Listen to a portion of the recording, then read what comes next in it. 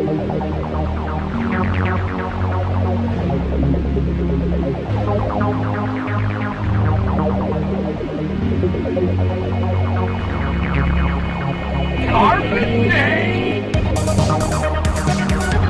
the planet of garbage, where we talk about films, just like every other podcast out there.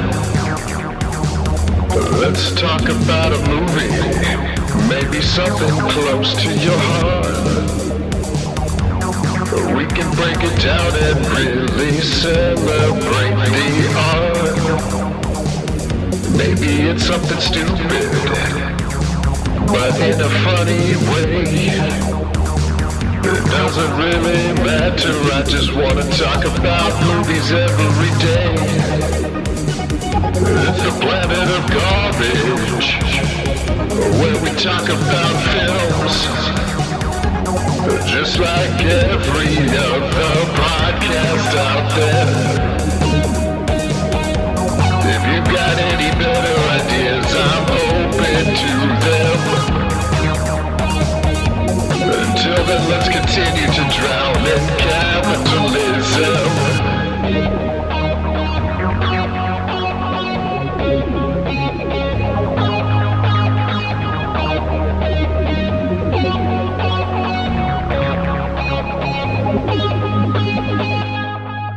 Welcome back, everyone, to another exciting episode of Planet of Garbage. And this one is a stinky one.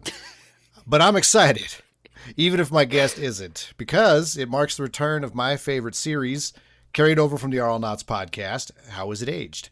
And over time of doing How Is It Aged, it became clear that this man was the only person I should be talking to in matters of movies that take place in the future that has already come and gone. So please welcome my partner in future past crime.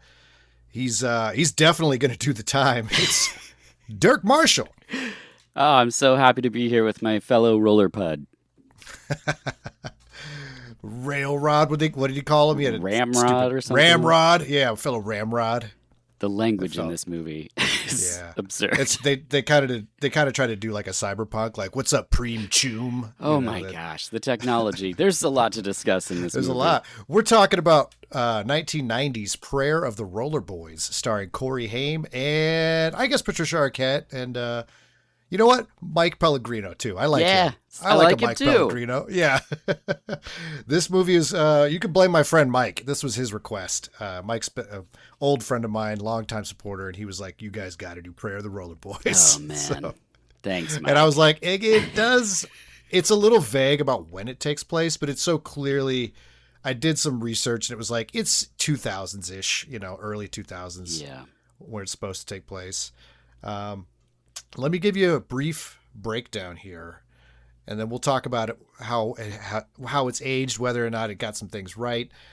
So Griffin, an accomplished inline skater, works as a delivery boy in a near-future dystopian Los Angeles.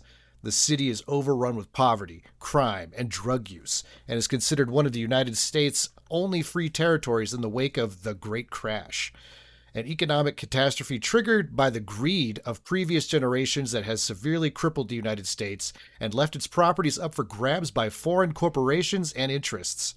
A heavily armed white supremacist skater gang and underground conglomerate known as the Rollerboys fight for control of the decaying city. Now, I know what you're thinking. How did they get so much wrong? Rollerblades? Yeah.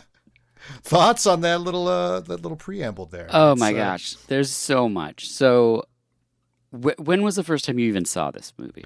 Probably right when it came out. Okay. I remember it was one of those like HBO movies that was just like always on. Yeah, we got the promo tape in my dad's video store, so I remember snap. specifically the cover and everything because I was like, "Oh, cool! Like it takes place in the future." And I wasn't. I mean, were you a Corey guy? I wasn't a Corey. I was kind of a Corey guy. Yeah, I liked Lost Boys is where it started. Sure. I was huge into Lost Boys. And then when the two Coreys started doing stuff, I was like, I'll watch the Corey. Like License to Drive was a big hit in our household. Okay, cool. Yeah, I was not a Corey's person, so I actually looked up and it was more Haim for sure. Like Feldman, I mean, he's the worst part of anything. So The He was a Burbs goat. is what I saw him in the most, Yeah. and Lost Boys, of course. But like Silver Bullet, The Watchers, and Lost Boys. So for Haim, he had 3 that I definitely watched a lot. And pretty good ones too. Like Silver Bullet's a fun watch. I'll watch that like at least once a year. Yeah, and I get like why he's the center of this. He has that like young Christian Slatery kind of thing going on here. It's nothing wrong with this performance. But rewatching this now after all that time, the opening speech, I was like, wait, so they say wait, what's the wording that they use? Because I got really excited. It says something about aliens. I don't remember the exact wording, but they lost their homes and these alien races moved in. Mm-hmm. And I was like, I didn't remember anything. I looked at nothing else. I just pressed play on this, and I was like, oh, there's aliens in this? Cool. Yeah. And then I was like watching it, and I was like, oh no. Oh no, it's racism. Oh, it's racism. Yeah. Oh my gosh, I remembered none of that. I remembered the jackets. I remembered rollerblading because I was like, oh, okay. It's the 90s. Yeah. Great. They're going to do some blading. And that was it. So rewatching this, what a treat. Thank you for that. Thank you, Mike, not me. Yeah. Don't blame me for this. Well, and before I go any further, I do want to say, like, this is shot really well. I think the actors are doing exactly what they're supposed to be doing. I think the direction is on point. I think there's no flaw in the execution of this movie. So anything that I take umbrage with or whatever is my personal taste, and that's all. Just because I could see people rip this apart because they weren't there when this came out, but when this came out, rollerblades were a big deal. So it's obvious to take like, hey, what if it's a gang thing, but we make them vampires, Lost Boys? What if it's a gang thing and we have them on rollerblades? Like, it's not that crazy. I get it. It's not a huge leap. Yeah. Yeah. And oddly, the thing I was most surprised about was how, out of all the How Is It Aged movies we've done so far, this one's probably the most relevant. Yeah. In a weird way. Like, yes, greed is leading to the downfall of our country's economy. Yes, foreign interests are scooping it up like hotcakes. And yes, white supremacist interest has gone up in the wake of that because a lot of young, impressionable men just don't feel like they have anywhere else to go. And that's the villain of this movie. He's scooping up young, impressionable boys that have no other options. Yeah. But how fun would it be if now they were all on rollerblades? Right? Make it today. Go to the 250 if they got White that House part right, thing. they got everything else right. If only they got that right too. If they pushed our current president out and he was on rollerblades, dude, all knock-kneed, like he's like, listen, guys, I'm here to tell you about the future, and it's blading. The thing about rollerblades is that it makes you 100% worse at everything else other than wearing rollerblades. There's like when they're shooting guns, you are so inaccurate. When you're chasing someone, going upstairs, and this movie shows you every way that you'd be bad at doing things on rollerblades. It is. They go out of their way to make sure you're like, this would be a lot easier for everyone involved if they did not wear blades. Like, a better future would be without rollerblades, is what this movie basically says. Yeah, but that's that 90s thing, though, where you get movies that they just kind of don't make like this anymore, where it's like there's that hook. Mm-hmm. And it's like, this is a totally like throwaway premise execution, but they got rollerblades, so it's memorable. Like, it's... And like, they all like skate together in this like synchronized arm swing thing. They're doing like their little with the flowy gang, coats. Like, with their bird formation. You're just like, okay, which you imagine starts with them going 5, 6, 7, 8. Like, it has to get the Remember, it's left arm first. Oh, dude, if this was a musical, a rollerblade racist musical. Bullwinkle, are you starting with the right arm because it's left arm then right arm? Like, it's I start however I want. I want to stand out, even though we wear all the same clothes. Yeah. This was written by the guy that wrote Point Break. Yeah, so this was a crazy journey because I was like, okay, we're doing a Point Break. Like Corey Haim, there's a specialized sports link to a group of dangerous people, and the cops need someone to get who could fit in with them. So they recruit a young buck who like has just enough charisma to be wanted by the gang. And he's always like kind of in danger of skating that line all day. Rollerblading that line. He's blading that line. The edge of a blade. And I was like, okay, this is straight up a point break. And I was like, wait a minute. when was this made? I was like, 90. It's before Point Break. And I looked into it. I was like, these fucking jabronis that made this movie wrote Point Break. And directed it. Yeah. So, well, the director and the writer of this movie both co-wrote Point Break because Catherine Bigelow directed it. Right. And so it's like, what they were like, okay, we almost had it. We got like a lot right, but we also got a lot wrong. Yeah. We have no charismatic lead. I mean, Corey Haim's great, but he just was like sleepwalking through this whole thing. This was his least charismatic.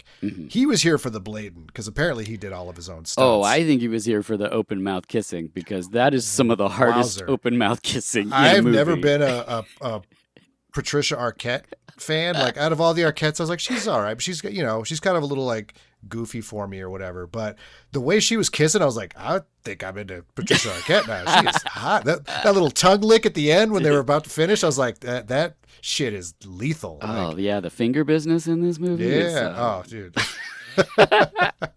The finger nibbling. Oh. Yeah. So it's a Point Break. It's a proto Point Break. This may even be like a chronologically maybe a sequel, and it's where like extreme sports gangs commit crimes. It's so weird because this movie could be really fun. I don't think this movie is very fun to watch. It's not fun. It's not fun at all. It's a lot of work. It's like somebody had a gang script and then someone was like, they want rollerblades in it. And then they were just like, okay, cool. Because there's just like stuff happens and then it cuts to slow motion rollerblading and spins and tricks and then goes back to the story where you're just like, oh, this was like a studio note or something where they like this was originally called just like drugs on the street or mist in the street or something, and then they were like, no, it's Rollerboys. We need the Rollerboys. We need the Rollerboys, which is funny because it like the prayer of the Rollerboys is such like a promising title. Like that promises something. It's like Rollerboys. What is this? Who are these boys? You're like, I need to know more. And you're like, the rollerblading became the whole identity of the movie, even though it's like completely separate from anything that's happening, like you said. So it does. So there's only like one piece of trivia to me that was worth taking from this. Great. It's from the writer, Peter Iliff. He describes it as A Clockwork Orange meets Blade Runner via Lord of the Flies, which I think 0 out of 3 on that one. I don't think he nailed a single one of those things. But this note then goes on to say, aptly enough, Iliff went on to create a short-lived television series, Blade Squad. Yeah, I tried to find it. Yeah. Here's Blade Squad. The Blade Squad is an experimental police chaser unit that consists of mainly cops who had screwed up and are practically off the force, who patrol the city on rollerblades and have jetpacks that give them speed. Presently, the department is trying to decide whether or not they're worth keeping on.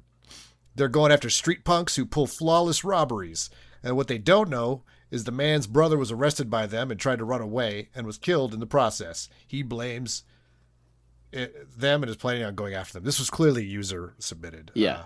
Because there is no other information about Blade Squad. It was by the lead of Blade Squad, probably. That was 8 years later. Was it really? It was 1998, I think. So they had already made Point Break, and it was wildly successful. Point Break is like legendary at this point. It's like iconic. And he's like, no. It was the blades that was the heart of what we were trying to do, and we got away from that.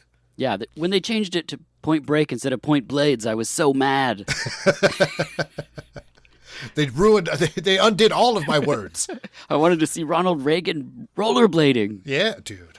How awesome was that have been? Because again, the surfing is peripheral to everything else. They like do crime, they have drama, then they go surf, and then it's like separate. Yeah. If they were just rollerblade. They could have rollerbladed into the bank, probably done very badly, easily taken out with a stick or something. Watching everyone start rollerblading is like my favorite moment in the movies because they'll like start to chase, but you have to like point your toes outward really far and then like push off, and it just doesn't look cool ever. It's so great. Yeah, I love that they leave that in. They're never just going. They're like, no, we got to start. Tip, tap, tip, tap. Watch them go. Tap. Yeah. Get that swing going. Yes. And it's like he's trying not to get shot while it's happening. I'm like, dude, you're dead. Yeah, like, that's it. That guy doesn't even have to skate after you. He can just stand there and line up his sights. You're only alive because he's also on rollerblades. He's also trying to rollerblade after you. Yeah. There was one great moment, and we'll get to the whole chase, but he tries to fire it and like totally loses his balance. I'm like, it's kickback. He's not accounting for there. So yeah, this movie opens up with post-apocalyptic sepia. The whole movie, I don't know if it was just my copy, but it is brown. This movie is very brown. Oh, I was on YouTube, and there's a couple versions on there. They're a little VHS mushy, but because this is one that I don't think made the jump. It's but not out there. Yeah, but it was fine. This had kind of deeper blacks. It was good. Okay, I think maybe that was just a color correction on. Yeah. Overcorrection on my end, because I saw some stills from it. There was like blue sky, and I do not remember blue at any point in this movie. Me neither. It's all yellow. I think it's supposed to be like haze, some kind of. Yeah, it's like implying some sort of chemical. Because then, like the little brother, Corey Haim's little brother in this movie, does suggest like if they're not living the roller boy life, they might have to go be like in a bubble community where they like just clean up chemical spills and shit like that. Like that's all there is, rollerblading or just straight biohazard work. Like that's that's you can deliver pizzas apparently, but like in a Double Dragon van, live action Double Dragon, like not. This movie, its version of a future is so like kind of half-assed in a way. They're like, this is kind of futuristic, and you're like, oh, okay, so, and they make it sound like everyone's struggling. Okay, cool, but also people are ordering pizzas, and I'm like, wait, pizzas. Hold on. All right, to be fair, the one pizza delivery we see is like to a homeless camp, which is like looks like a concentration camp. Oh, it is. Yeah, I was like, he's gonna deliver. Did somebody from this camp of like violent hobos like order a pizza? And it's like, no, the guards ordered the pizza. So it's like the people up top are the ones eating the pizza. Yeah. The kelp pizza.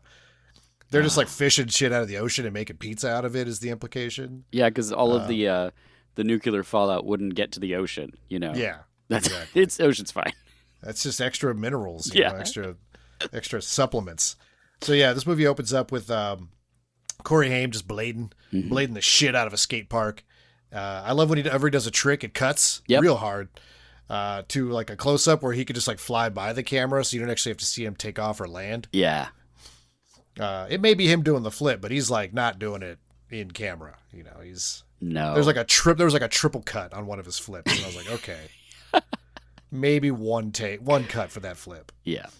They cut to his brother digging in the trash. Milty, is that his name? Milty finds a part of a coffee pot. Yeah, he's like, bingo, I'm rich. It's like covered in shit.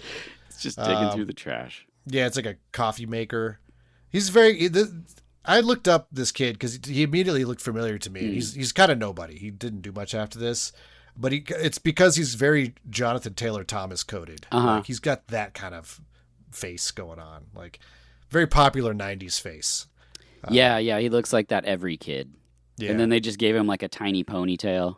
Yeah, he's a good little dirtbag kid, you know, like the reason for Corey to push on and stay strong. That's what I mean by like this movie is like everyone in it is doing exactly what they should be doing. There's not like one person where I'm like, okay, that one's not professional, but everybody else, like the kid's good, the cops are good, the script it has wild choices, but there isn't like, you know, there wasn't anything that took me out of it. That's the thing that freaked me out the most by rewatching this is I was like, yeah, this is boring and slow and not that interesting. But it's really well made and put together. Well, like there's no faults there at all. They did everything right. They did they made the recipe, but it just, you know, what came out was just like flavorless, you know. It's like, well, we followed the cake recipe. And we see that in a lot of like future past movies. It's like they get kind of the ingredients. They're like, okay, so these people and they don't have any money, and then they're like, they're in like a steel mill or a warehouse for some of it. And then like what happens, it's either, I think that's where all like the assaults and stuff happen is because they're like, well, there's got to be action and boobs. And they're like, okay, well, I guess and this doesn't have car racing because they were going for rollerblades. But it's like, it's a tricky one. I was like, I'm like into the promise of a rollerblade chase too. I'm a little like, car chases can lose me a little. I could tune out if it's not like extraordinary. It's like, if it's not going to be extraordinary, then why bother? You know, there's so many better car chases out there. I want like I want Running Man level danger with my rollerblades. Like that would have been a good movie if they instead of like Rings of Fire and, you know, exploding barrel. There are some exploding barrels, but instead of nothing like the chase through the docks, like give me like crazy stuff, like where the stunts are like life and death. Like someone has to rail grind in order to live. Like it's got to be a life or death rail grind. No, zero rail grinds in this, and I think again, this is like a Corey Haim's Tom Cruise moment. He wanted to blade. It's very clear he got super into rollerblading. It was probably his note that turned this into a rollerblading movie. But since he was doing all of his own stunts, he's like, I'm limited. I can't grind. I could do I could do like a little twist in the air. I could do a little hop, and a little hip shimmy. That's what I got. We got hip shimmy and twist. Like build my action sequence around this. So yeah, then it cuts to it's like intercutting with footage from a broadcast from Gary. Is it Gary Lee? Is that Gary Lee, the head of the Rollerboys, is giving his like expository dump about like the world is ruined. It's our parents' fault. We hate our mom and dad. It's up to us to take it back. Races from the alien races, not from the District 9, lobster people. That's but all like I wanted was Chinese. lobster people. Yeah, there were lobster people in this. I would have been fine. Lobster people on rollerblades. That's a better movie. Yeah. It's like, no, he's just an incel white supremacist. Like, boring. They had no way of knowing that this would be so fucking trite by the time we got to 2026. And they're like, these roller boys, but like they got a whole dragon motif that's like right there, but they're just not going to be called like the dragons or anything. Yeah. It's just like, why is everyone talking about? It's just a dumb name. And it's not just the title of the movie. They're in movie The Rollerboys. Yeah. Like that's like, Corey tries to. Corey's brother Milty tries to mac on Patricia Arquette pretty early in the movie, and like he's like, my brother. He's like a manager for his brother. He's like, you should fuck my bro. He's the man. She's like, if he's so great, why isn't he a roller boy? And I was like, would that be better? Because she's also I'm a roller man. Okay, first of all, she's also wearing a leopard print jacket and a sailor cap in that scene. Yeah. And I was like, if this is the level of costuming we got in this movie, I'm gonna love this thing. And it's not. It's not, because then she shows up later in like full blown Halloween cowboy costume Yes. with a toy gun and everything. It's like, it's strange. I feel like this is just her stuff. Yes. Like this has got big Patricia Arquette quirkiness to it. She has that's her sailor hat. She shows up when Milty is trying to sell his crudded up coffee machine, and he's like, va va voom. He lightly sexually harasses her. He's like 13, maybe? Not even. He's a kid. Yeah, he calls her like a nice piece of work, I think. Yeah. He's giving her the real go for it on this. Get an early start on his sexual harassment powers. He's gonna be a great roller boy. So then by the end of this speech, Gary Lee is talking about the day of the rope. That's like his whole. Oh yeah. I feel like every great gang. I did Stone Cold with Sean Baby, not that long ago, and they had their Crack the Whip. You got to have a manifesto named plan you're going for. So they got theirs. It's like, okay, they're like racist, they're white supremacists. That's like rope. That makes sense. And even Corey Haim's like, yeah, they're gonna like hang people. That's just what it means, right?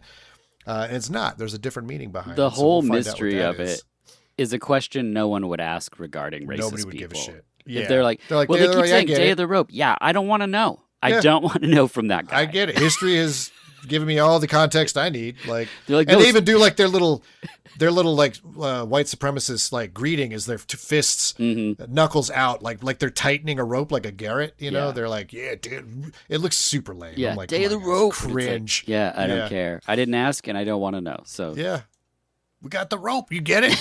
We're racist.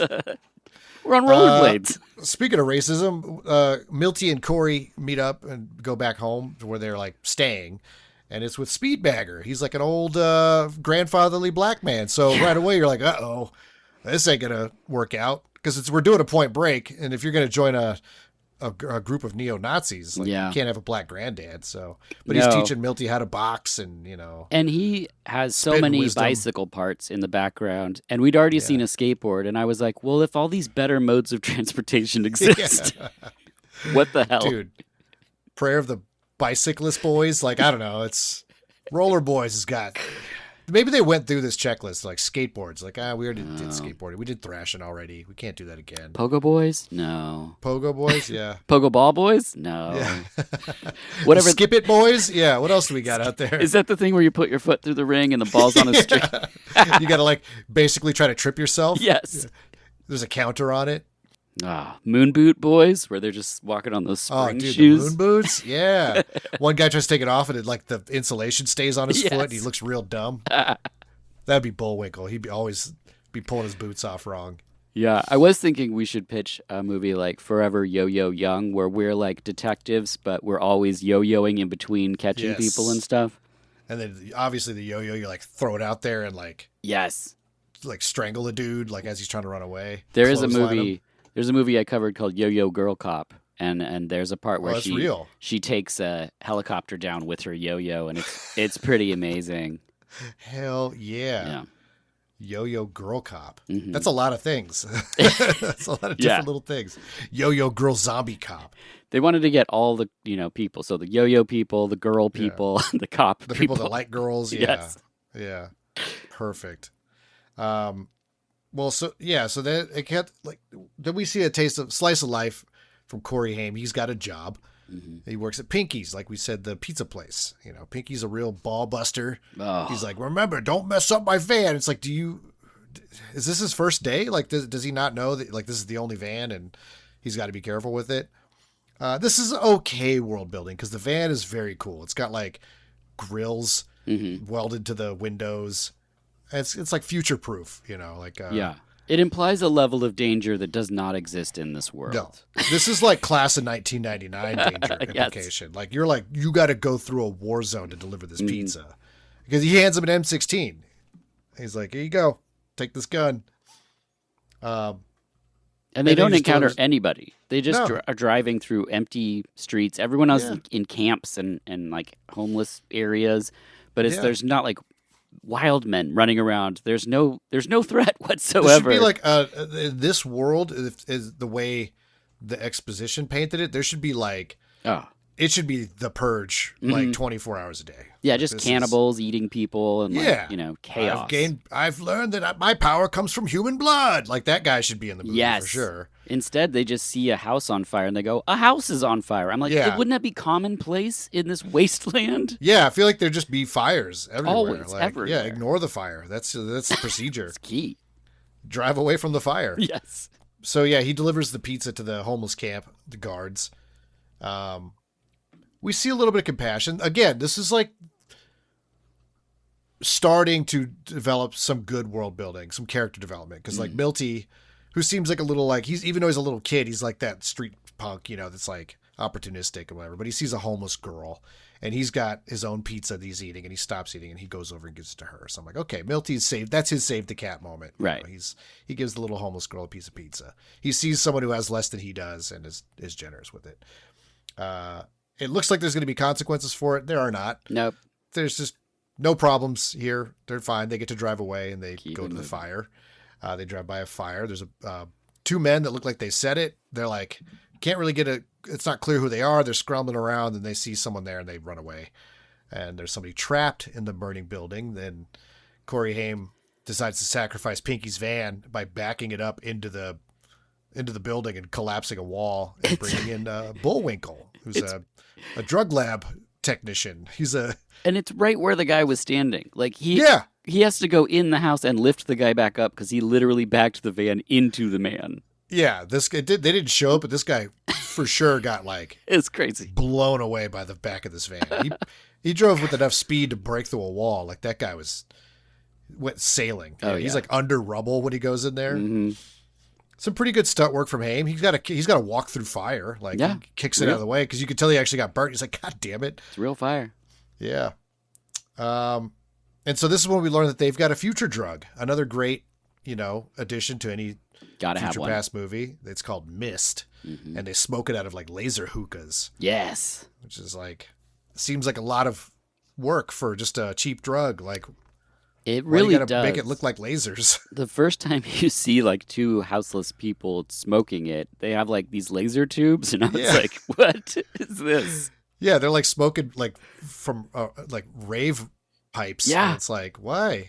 Just get high, bro. It's crack. Like if it's just crack, then just smoke it out of a old soda can or something. Yeah, like, it makes no sense. Too much technology for the drug. Yeah, they had to they tried to set it apart from like this is different. But there's no like, if you're gonna dress up your drugs like that, that has to be part of the plot. Like we're out of lasers. We need to take over the Chinese laser production. It seems like most future past drugs are either just cocaine or have to have some kind of robotic injection delivery system. That's Right. like the two modes, you put it to your neck and it goes, Yeah. or it's just powder. That's like the two. Yeah, just powder. Yeah, or maybe sometimes it's the form of like some kind of Jedi lightsaber crystal or something like that. I mean, in a this, kyber for crystal. sure. Yeah. They are smoking from sci-fi shit though. They're like So Corey Haim actually gets in trouble for rescuing this guy because there was like a police sting going on. They're trying to bust the misproduction going on in the city, and this was their lead. And since Corey rescued him, he got away, and Corey's the only one he stuck around. So he gets arrested. We meet Jaworski. Oh, yeah. He's the cop in charge of this investigation. He's the gas station dad from Maximum Overdrive. That's the only thing I recognize him from. Yeah, He's as the one he that should gets be. gas sprayed directly in his eyes, trying to like interact with these sentient trucks. Now that's a movie. Yeah, that's a great movie. So they're just like, who are you, punk? Like, what do you fucked up this investigation? You owe us. But then, they let him go because he didn't do anything. He's clean. And then he's in a parking garage and he gets confronted by the Rollerboys. Like Gary Lee shows up, the man from the TV, with his flock of seagulls, his like bird formation, backup dancers. And because it turns out that the guy he rescued was Bullwinkle, their drug chef for the Rollerboys. So the Rollerboys owe him one now. I just have to mention that the only thing lamer than rollerblading is synchronized rollerblading. Yeah. I was hard out. Were you ever a rollerblader? No, I was a skater. Yeah. As soon as rollerblading hit the scene, we were like, I mean, I can't say today what I would say back then because it's just, we've grown up a lot since then. We've learned a lot about ourselves and culture. Humans. But yeah, I had some things to say about rollerbladers. Same. And, some of those thoughts came back to me when I watched these, synchronized, little incels. It hit so hard. It's like when razor scooters hit so big that businessmen were using them. It's just it's crazy when something like rollerblades or razor scooters hit, and you just go, but have you all asked yourself why? Yeah. It's like you've not stopped to rollerblade by a mirror and see if you're okay with that. Yeah, see what you think about yourself. Did you kick your own ass just now? Yeah, exactly. There was never any outsider attraction to rollerblading. Rollerblading seemed very establishment. Like when we skateboarded, nobody ever wanted you to fucking do not skateboard here. We were like against the system exactly the whole time we were skateboarding. And we're like, nah, man, we're a real sport. And it's like, yeah, but also that's, we're pieces of shit too. They're right. They were right about us. We were causing trouble. But rollerbladers were like, yeah, you guys can rollerblade. Fuck it. What are you going to do? Yeah. Like, what are you going to do? It just seems so blade all over us. Like I could get off my skateboard and then hit you with it. Yes, like it's a weapon. You're in a rollerblade. You're just trapped on wheels. Yeah, there's a part later on. I could roll movie. you away. I'm like, be gone from this area. Just push you out of the way. There's a part later on where they arrest someone in rollerblades and they don't take them off. They just push them. They put him in the back of the car, fully bladed up. Like he could get away. They're gonna put him in prison, still wearing the rollerblades. See, that's if you're gonna do that, that's got to be like a Chekhov's rollerblade situation. Like he has to like be halfway out of the car, like blading away, like a big breakout. Like they didn't do any skitching. No, I was very upset about that. I don't even know what skitching is. You probably could. Just based on the way I said it, it's not good. It's when you like hang on the back of a car, but in rollerblades. Oh, you're hitching, but you're skating. Yeah, they kind of did that when they go to the warehouse, right? To like he skitched a little bit. Yeah. There's a little skitching. Okay, I take it back. Skitching. Back in the day, there was a really great video game called Road Rash. I don't know if you're familiar with Road Rash. It's like a dirt bike. Motorcycle race, but with like violence. It's like you were like you had a punch and kick button. Okay. Other people had bats and stuff, and you could take them, and you just like the whole time you're racing. You still want to win the race, but you can like knock people off their bikes. And the same company developed. They tried to put lightning in a bottle again that they captured with Road Rash, but with skitching. And that's where the term came from, was this game. And it was road rash, but you had to like hang on the backs of cars the whole time. And then you like let go and skate till you get to the next car. And like, you're like punching guys that are also on the car with you. And I was like, this isn't as cool. Like I appreciate what they're trying to do, but it's not road rash. Like motorcycle badasses with chains and bats is just, you shouldn't have started there. Like and gone to rollerbladers. Like, I get it. Yeah. Yeah. So they're skitchers. It turns out Gary Lee and Corey Haim, which Griffin, that's Corey Haim's name. Griffin and Corey Lee go way back. They were neighbors growing up until they were like 8. And then Gary Lee got sent somewhere else. I think his parents died, so he ended up having to go to a homeless camp, which is the fate of a lot of these kids in this world. But he like throws out the offer. He's like real buddy with Milty. He gives Milty a little racist necklace. But Corey's like, Griffin is like right away is like, no, we go way back, but I fully recognize that you guys are pieces of shit. Like, I don't want anything to do with you.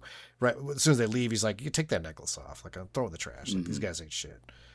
But he's on their radar now. He brought Bullwinkle with him to thank Corey Haim. And he seems really upset about it. He's just like, thanks. Like, he's just antagonistic immediately.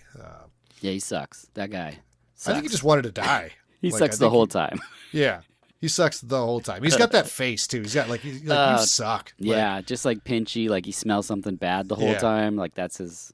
He played Lee Harvey Oswald in another movie. I'm like, yeah, it makes sense. He's just a stinky little man, just a little hateable. Yeah, because whether or not he actually did, kill the JFK, this movie probably painted him as like the person who did it. So good choice. This guy sucks for sure. And he's going to be the guy, again, I talked about Stone Cold. There was William Forsythe's character. This is the William Forsythe of this movie. He's the one that's like on to Corey like the whole time. He has it out for him. Not necessarily sure if he's like a rat or not. He just doesn't like him, but he just happens to be right, So he's like always up his ass. Everywhere he turns, fucking Bullwinkle is there. So he's in trouble with Pinky because he wrecked his van. Yeah. Trying to save a piece of shit who wanted to die. And the reason I say I think he wanted to die is because later in the movie, he's like, I saved you, man. He's like, nobody asked you to. Yeah. Like, oh, shit. So I'm confused. He did actually, a lot of times, he's actually standing in the window and he's asking him to save him. He's like, where are you going? Save me. Get me out of here, man. Like, I think in hindsight, he was probably like, damn, I could have died. This world sucks. That would have been maybe better. I mean, I suck. This world sucks. Never felt more seen. It's so absurd. Are we almost to the part where the party is? Because that was kind of my favorite.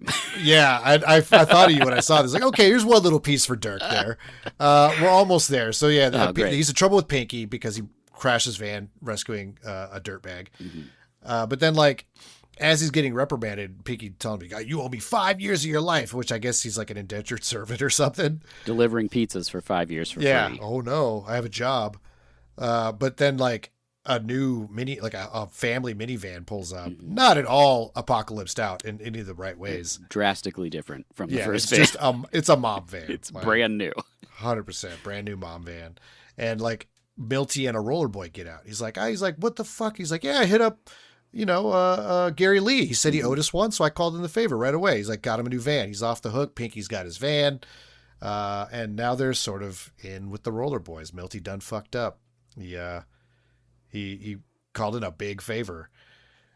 And at this point, he's like, his brother's like, you should be a roller boy. Like, right. I don't know why you wouldn't do it. And then they're back with Speedbagger, their old, kindly black caretaker. And Bango and Bullwinkle show up. Bango is played by Michael Pellegrino. Fantastic. You might recognize him as Lucifer from Supernatural. And also just a lot of other things. What is it that I like about him so much? Because I think he's so good, but I was trying to think. He's got kind of a likable smarm. He's like a smarmy douchebag, but like in a way where you're like, I could be your friend. Like he doesn't seem evil. He's just a meathead. And like kind of a likable, fun way. Yeah. He's in Mulholland Drive. Yes, he's Joe in Mulholland Drive. Yeah, right? so definitely. Oh, No Holds Barred. Fatal Beauty. Yeah. Oh, he's like Rip's little brother in No Holds Barred, right? Mm-hmm. Yeah, he's Hulk Hogan's the Ripster's little brother. Yeah, he gets fucking paralyzed by Zeus. Drowning Mona, The Lost World, National Treasure, Capote. I mean, yeah, he's been in a ton of stuff. Yeah, Capote. Like, the range of his work is insane. Like, yeah. Yeah, he was one of Jackie Treehorn's goons in The Big Lebowski. He's in Axel F, Lethal Weapon 3. He's in The Hunted, which was great to watch if you live in Portland because they kind of remix our whole city. Wait, was that which Hunted? The one with Tommy Lee Jones. Not the one with Christopher Lambert? And Del Taro. No, I not wish. The ninja one? I wish it was that one. Once I realized there was a second Hunted, I was like, you mean this one doesn't have ninjas? Like, what? Why bother? It like, so doesn't. Who's hunting them if not ninjas? But yeah, Michael Pellegrino is Bango. He's like the third in command, I think. Mm-hmm. It's like Gary Lee, Bullwinkle, and then Bango. It's more like Bango and Bullwinkle are kind of the same level. They're just like second tier enforcers. I don't know, because Bango is like, he eventually trains him to make the mist. And he seems like he's more the right-hand man to... Yeah, you're right, because, Bullwinkle's just the mist maker guy. He seems like a wild card. He's just he gets locked in the trailer all the time. Yeah. They left him to die. Like, you're not allowed out if I don't want you to come out. You have just keep making the drugs. Yeah. Until you burn to death. I really don't care. Nobody cares. We called you Bullwinkle. Yeah. When he dies, Bango's really like, it's about time somebody killed his ass. Yeah. Like, nobody likes Bullwinkle. No. He's trying too hard to be a roller boy. He's like that guy's like really way too into it. Like, Bango's still kind of his own guy. He's like, hey, what's up, bro? He's got some really funny moments where like, there's like the only place to sit down in the drug lab is a wheelchair. And so he's in it, like rolling around after Corey. He's like, come here. Like he's having fun. He's the only person I think having fun in the movie. Like for sure. When he's on camera, it's like, oh, okay. Like I feel better now. Like he's kind of lighting up the room, even though he's got like a scary neo-Nazi haircut. Yeah. I feel like he should be the leader of the bad dudes. Absolutely. Because he has more of a menacing kind of charisma that he can play, whereas this other guy who was popular in a lot of movies at this time, I should know his name, but I don't. I just found him really kind of fine. He was just intense, but like always intense. He was never like, he never brought it down to anything. Right, but Pellegrino, why would anybody like this guy? Pellegrino, you're like, okay, he's likable. I could understand why these people would be attracted to this gang if he's in charge of it. Like, but yeah. So we got, Pellegrino and Bango and Bullwinkle show up to Speedbaggers to like grab protection racket money. Mm-hmm. And Corey Haim is there and they all know him at this point. And so they're like, well, for you, Griffin, we'll let him go this time. But, so now they've already clocked he's friends with the black guy. Yep. Which is bad news. But then we go to a party. Oh, man. Now we're here. What's going on at this party? This party has all the things you'd want at a party. It's got oiled up ladies wrestling, things that little kid with the ponytail seems very into that scene. Oh, yeah. There's a mermaid woman for some reason. It's a mermaid woman? She gets carried around. They're listening to Nine Inch Nails' Head Like a Hole. Yeah, which is wild. As soon as they started playing, when that needle dropped, I was like, fucking what? They got a license for this? Like, I guess it was 90, so like Trent was probably like, yeah, please license my music. I am nobody. Yeah, like, TVT definitely was just like, yeah, take whatever you want. We just put out Pretty Hate Machine. Like, getting us in with this rollerblade crowd is probably going to really help us out before we go on Lollapalooza. Like, it's those probably were the decisions being made. There's also a carousel, I think, in this scene. Yeah, and there's a full-blown carousel indoors. There's a Rollerboys cake that has the actual picture of someone on it, which I was like, okay. I'm looking at it right now. It is if this is supposed to be Gary Lee, I think it is. I think this cake maker got fucking murdered because if I turned that in... But also, like, it's the apocalypse. Who's making decorative cakes? That's what I'm saying. All the things that they have in this apocalypse, I'm like, this doesn't seem bad. Yeah. In some ways, better than now. Yeah, did they go to the Albertsons cake counter and, like, put in the request for the Roller Boy cake? Just this guy. This guy right here, the right rollerblades. This guy, get it right. You got 30 more seconds to look at his face. Take it in. Drink it in. I want this cake to be beautiful. And as beautiful as this man's curly mop. So many of them seem to have bleached hair, but not Bullwinkle. Like, what is the thought process with that? It's like, why? I thought that was the thing, that they all had to have bleached hair or something, but apparently, no, I guess you don't. I mean, as long as, I think maybe a couple just did for, it was their choice. I think It's up to 90. them. As long as they're white, I think it's all it's all good. We need them whiter in white coats and Yeah. get all the color out of their hair too. Yeah. Yeah. Yeah, they were like, yeah, we didn't really go over the Roller Boys sort of the fashion check here. They all wear like Ghostbusters brown like Yep. trench coats with a really sort of hastily sewn on dagger cross thing going on there on their lapel. It also sort of reads trench coat, sort of reads designing women. Like it just has like yeah, like big shoulder 80s lady. femininity to it. Yeah, big fabulous lady. Yes. Southern lady coat. Yeah. For sure designing women coat. Like, yeah, Hollywood Montrose would be wearing this coat. Yes, 100%. But there were, yeah, it accessorizes pretty well with their blades because you get a little flow going on while they're swinging their arms back and forth. Yeah, it's all flow. Yeah, it's all jackets and skates. And then he runs into Patricia Arquette here again, and she's kind of like the scene hoe, and this progresses so fast that he's really, this is his save the cat moment. He kind of blows it here for me. He's kind of shitty here. yeah, Because he's she bad. like hits him up. She actually ran into him one earlier time too. He likes to go to the pier and just kind of gaze at the ocean, and she rolled up to him and was like, I know you got some mist. And he's like, I don't. She's like, everybody says you do. He's like, who? Why? Like, what reason? Yeah. He's such a jerk to a pretty lady that it Yeah. just makes no sense. Everyone else he's encountered up until the point on the pier is like 20 years older and houseless. And the Yeah. first person who's like attractive and approaches him, he's like a jerk to. It's Yeah. like, what? Well, I guess he sees her at the party and is just like, oh, you're just like a junkie. Right. Because she hit him up for drugs already. She tried to hand him some money, and he said no. Which was good, the right move, it turns out. But then she tries to hit him up again, and he's like, you'll do anything for this, won't you? And he starts making out with her. She's making out back. He just straight up goes down and pulls her panties off. Yep. And then he picks them up and swings her panties around his fingers. Like, you really would do anything for this, wouldn't you? And he like throws the panties in her face and fucking walks away. And I'm like, wow, dude. Like, Yeah. yeah. So it turns out she is an undercover cop. And was, as like, way so he did the undercover. right thing. He didn't sell her drugs, but like also you're still super not a good dude. Like, that was really fucked up. There'll be some payback for that later.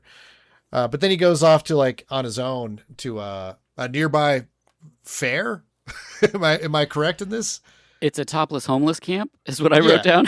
Topless homeless camp, but it looks like people are having fun. They're kind of partying. They're happier than at the other party. It's just crazy. They're just like, it's like there's barrel fires and like strung up like makeshift bistro lights, but it's like it's meant to look survivalist, but there's like it's just ladies and people wearing like cool 90s era sort of wild kid outfits. So he gets busted by the actual cops here, these two goons that are working with Patricia Arquette, and they bring him in and they're like, we know you're a roller boy. He's like, I'm not a roller boy. And they're like, well, we actually know that too, but we're leaning on you real hard because we need it in and we think you're it. And he says no. He rejects the call to action. The cop's like, well, your brother's already in. And it's just a matter of time before he's on the mist. And he's like, he'd never do mist. He's like, he's already on the mist.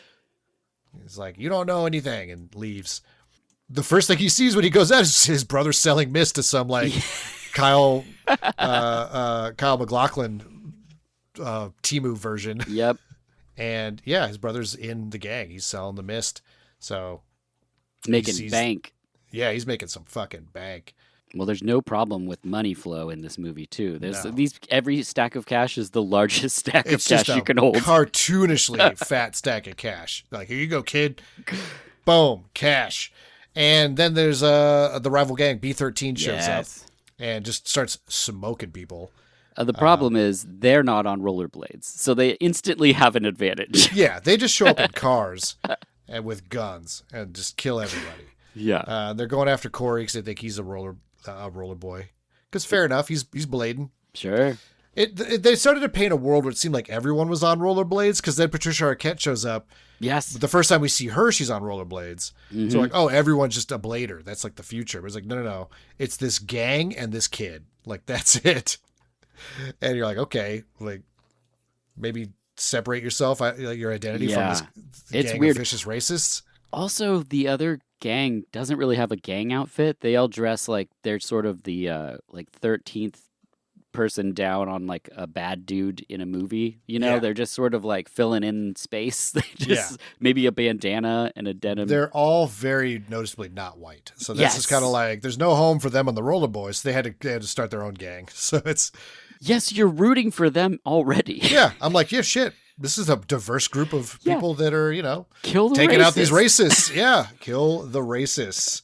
They corner him in an alley. Mhm. They're about to kill him, and then they get smoked from behind. It's Bullwinkle, Oh, and he's like, we're even, and that's that's how that scene ends. again, give him like a catchphrase. Like give him a Yeah. name and make him Woody Woodpecker or something. Have him do the Yeah. laugh after he kills the dudes. Like Or there's flavor that could have been added to this, so it'd be fun. And it yeah, just there's so isn't many there. movies that have benefited from like a memorable goon. Like I Yes. did The Wraith with Yeah. Brockway recently. There's so many memorable goons in that. Yep. Like It's mostly good. those two guys that are just like snorting car products the Yeah, whole yeah. movie, like just WD-40 straight to the brain. Like I love those guys. Like That's they're what you need. total jokers, like yeah, this Bullwinkle's just this like dead serious, like humorless just prick. And you're just Yeah, like, well, I I mean, don't care about him at all in any way. When it showed the two first homeless guys doing the laser hookah, if that was like the two old men from the Muppets, kind of thing, where Yeah. they keep popping up in different camps and places and stuff, like yeah, there's little Waldorf and Statler. exactly there's so many ways that you could like make this interesting, and instead this movie is like an after school special that also they were like put a little TNA in there and put a little blood in Yeah. this one scene. It's like That's the thing. There okay. wasn't enough blood or TNA. Like No. this movie, this is the kind of movie that really needed that sort of exploitative Mhm. allure. Yeah, because it just like, feels wrong when it happens. When they yeah, when he, like when he whoa, goes, tits! Like I Yeah. thought I was watching a kids movie. What the fuck is Exactly. this? It's so Oh, a kids movie about racism, but like Yeah. clean Christian yeah, racism. yeah. Yeah. So Griffin has seen enough. He's like, I got to go to the police. I'm in. I got to tell him I'm in on some conditions. I need to get my little brother out. I need to get him a proper education.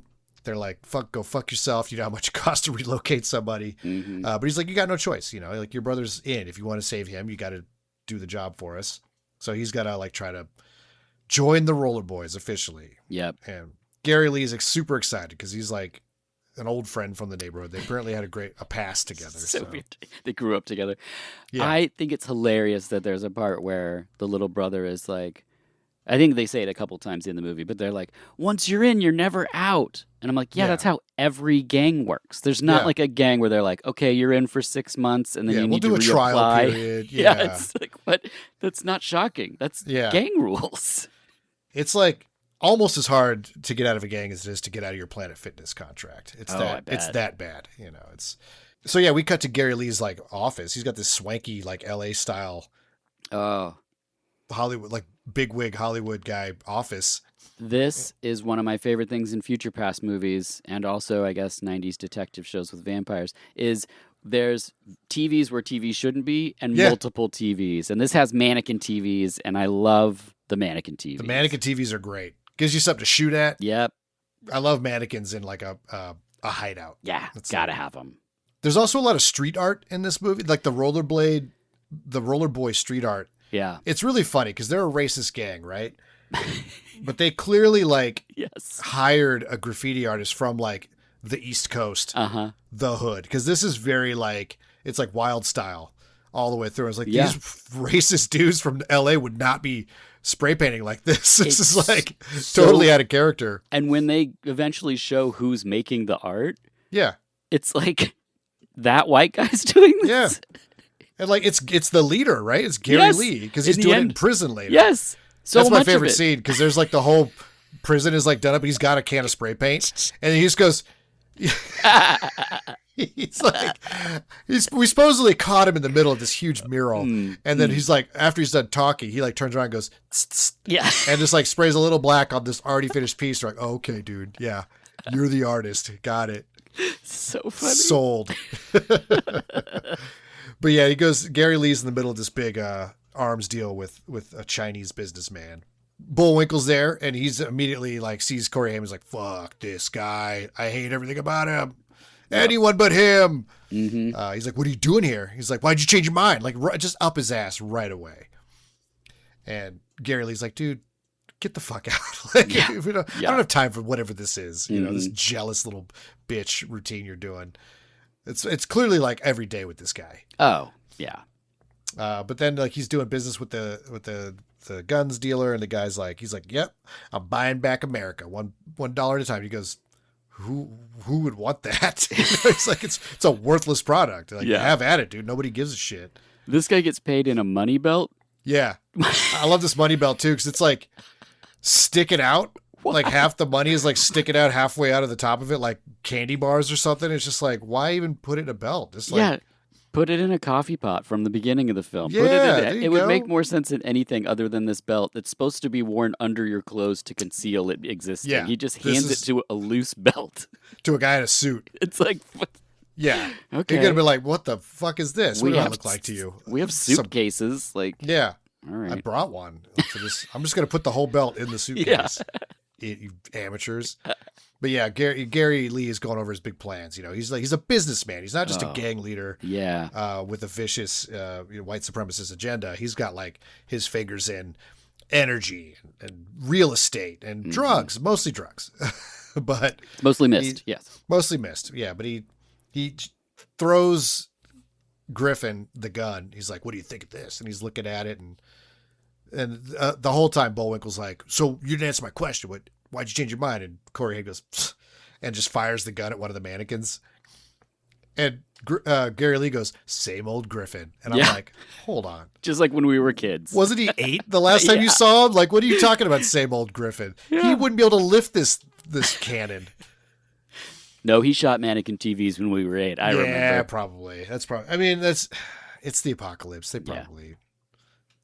It's not clear when the crash happened, though. I feel like it happened in their lifetime. So they probably were just like regular ass 90s kids. Yeah.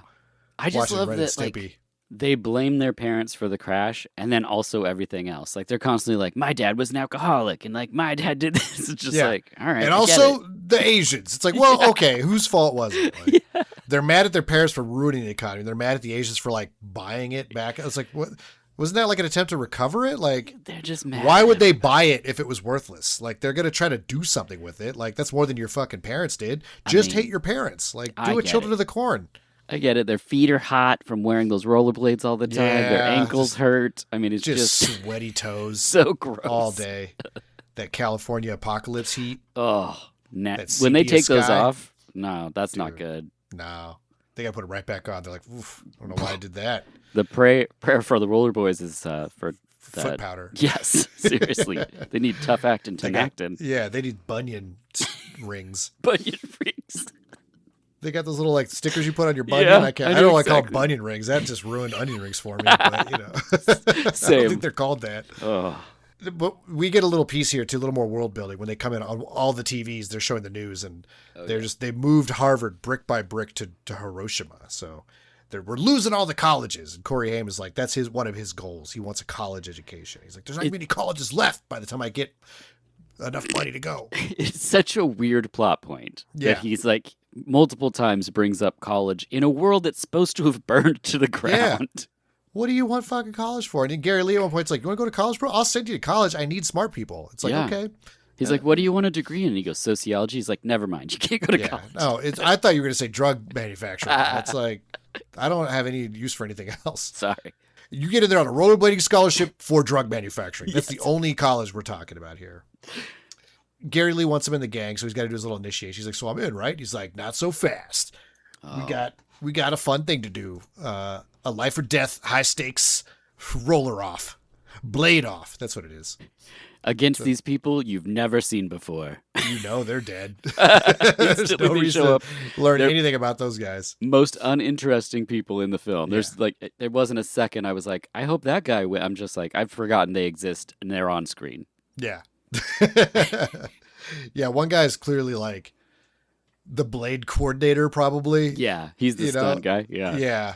They got a blade through the most secure warehouse holding area in the city, from one end to the other, and they got to get through they got to snag a security badge on the way through. The first one out wins. The other two got to find their own way home. and they're off. They like launch them. You know, they do a skitch. I was going to say, into the zone. Yeah. I almost said they were skeezing, but yeah, skitching. They're skeezing. Yeah. They skitched into the zone, and it's like right away. These guys are like, halt, and then just machine gun fire. Like, yeah, they're not playing games. I don't know what's in this warehouse area yet. We learn. We learn. I would say Zone Skitchers is a better movie title. Zone Skitchers. Yeah. Yeah. And let's then write it. The tagline could just be skitch the zone. Like that's it. You just flip it around. Scoop this out of the episode. We're gonna make that movie. Fuck yeah. Cutting it. No one's taking our precious Zone Skitchers. Nest egg. Yeah, Zone Skitchers. It'll be me, you, and Sean Baby would be a good skitcher, I think. Yeah, he would skitch all over. Yeah. He'd skitch all over our asses. So yeah, there's 3 of them right away. One of them gets gunned down immediately. Yep. Like he's just, there's no tension with that guy. Like, oh, there's 3 people. Maybe, oh no, he's dead. No. So there's 2 of them left, and they're like kind of tussling a little bit. You know, they're elbowing back and forth while they rollerblade, and then a truck pulls out in front of them, and Corey Haim launches over it. And they're off in their separate directions now. He's got his own little adventure. Just dudes are out there with like every weapon you could think of. They're trying to take this rollerblader out. You would think at this point you would hear another song from a band you would ever hear from again, but that never happens for the rest of the film. They spend it all on Head Like a Hole. Head Like a Hole. That was it. I would have liked maybe like a Dink or something like that. I don't know why I keep thinking of Double Dragon. Before, yes. Yeah. This Dink is very would be a good pick. This movie just gives me heavy live action Double Dragon vibes, and I feel like Dink would have been great here. Like Dink would have been perfect. Some Ned's Atomic Dustbin. Yeah, maybe some Spin Doctors. I don't know. No, that's the wrong way. Yeah, no. It's still the same era though. It's the right era. I think more people that rollerbladed listened to that than listened to Dink, probably. For sure, unfortunately. But yeah, so he makes it through. He gets a security badge and he gets out the other end. But then the other guy shows up again. They're tussling again, and it's who's gonna get it? Yeah, and they see Gary Lee in the van. They brought the kid. Yeah, they brought the kid, and then they just start to leave. They're like, "Bye," and then like nameless guy trips or something. I can't remember what happens to him, but he doesn't stunt make coordinator. It. Yeah, stunt coordinator gets gunned They down. jump over a fence that's fallen, and he trips on the fence that's fallen. He trips on the fence. So he's a little behind Corey now. Because big stupid blades. That's because why he's wearing stupid rollerblades. If he didn't have rollerblades on, he would have cleared that shit. He could have ollied that thing. Yeah. Yeah. Mm-hmm. Ollie it, and if you miss it, you just jump off your board. Yeah. So he's dead. Gets in the truck, and he's like, where'd the guns come from, man? Because there's a big crate of guns back there. He's like, you guys were the perfect distraction. So it wasn't an initiation challenge at all. He was just fucking with them. And then he shoots the other guy. They don't even leave him. Yeah. He's like, wait up for me, man. He's still back there. Gary Lee smokes him. And then Griffin hands him the security badge. He goes, oh, thanks. And just tosses it because it was a meaningless challenge. He's in. He's like, I was hoping it'd be you, bro. So now he's embedded. He's in the Rollerboys. His goal with the cops is to locate their mist manufacturing kitchen because they keep every time they get close to it, something goes wrong. It gets burned down or they flush it or whatever. They can't nail this guy down to his mist kitchen. Mm-hmm.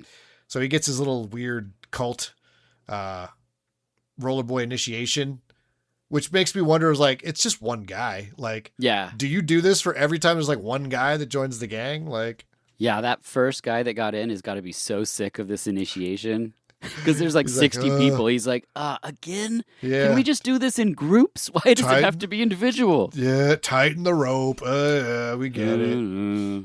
Yeah, they're like, Larry, are you even saying it? Looks like you're just mouthing the words. Yeah. And then it cuts right away to like them synchronized skating on the beach together, and Griffin is a part of their gang now. And it's like, you probably feel like such an asshole. You were a lone wolf. You were doing your own thing. You bladed wherever, whenever, however you wanted. Yeah. Now you got to blade just like these assholes. And again, cars exist, but they're traveling long distances. They're not doing tricks. They're just covering a all whole city on together. blades. Yeah. And so he's like, he's on his first gig is, extorting protection racket money from Pinky. Mm-hmm. He and Bango go to see Pinky. They have some fun with him because Pinky was an asshole to him while he worked for him. And he's like, hey, you look great in that coat, kid. Look, what a glow up. He's kissing his ass. Mm-hmm. He steals Pinky's secret stash. And it wasn't a lot of money either. Nah, he's like, you think I didn't know where your secret stash was? It was like $2 bills. I was like, Everyone else has stacks of cash, but that was Pinky's like nest egg or whatever. Okay. That's all he had. Just it was hooker money. Okay, yeah, you're right. It was HJ money. And then they fuck with him a little bit. They turn around and like point guns at him. He's like, "Yeah, you're beneath me now." Corey seems to be a little bit into it. Then he's operating a soup kitchen. In that scene, Pellegrino's there, and the whole scene's better because Pellegrino does like a bad dude high pitched laughter, which like you always need that goon that does the high pitched weird laugh. Like that's always key. And Pellegrino gets the assignment done, and it like makes the scene so much more interesting. It's so clear that he's the talented actor in this bunch of kids, because even like Corey is like, he had the momentum, you know, like as a teen idol, but Pellegrino is just a better actor. Like he's just killing it as this character. Like and Haim was more often than not, I feel like, kind of like that fish out of water kid. He's kind of like lost looking, you know. He's got a little like newborn baby kind of vibe. Exactly. Like he doesn't understand the world. Yeah. But yeah, he's running the soup kitchen now. That's their second job, and Pellegrino's handing out Rollerboy comics. They have their own publishing house where they print Rollerboy comics, a little propaganda for the kids. And he even says, get them while they're young. Yeah. So they're feeding these kids, giving them sweet-ass comic books. And the cops are watching them, and they hate him. They're like, this fucking kid. Kind of hoping they're praying for his downfall. That's the prayer of the Rollerboys. Seriously. Like, I wish this Rollerboy would fucking blow his cover and get shot. He runs into Patricia Arquette again. This time she reveals that she's also a cop. He didn't know that until now. He's trying to like smooch on her. Mm-hmm. And she's leading him on a little bit. And she's like, surprise, bitch. I'm also police. And I'm here to help you because you don't know what the fuck you're doing. Here's my address. Yeah, she's a great cop that's undercover. Yeah. This is where she's wearing a little cowboy Halloween outfit with the plastic gun.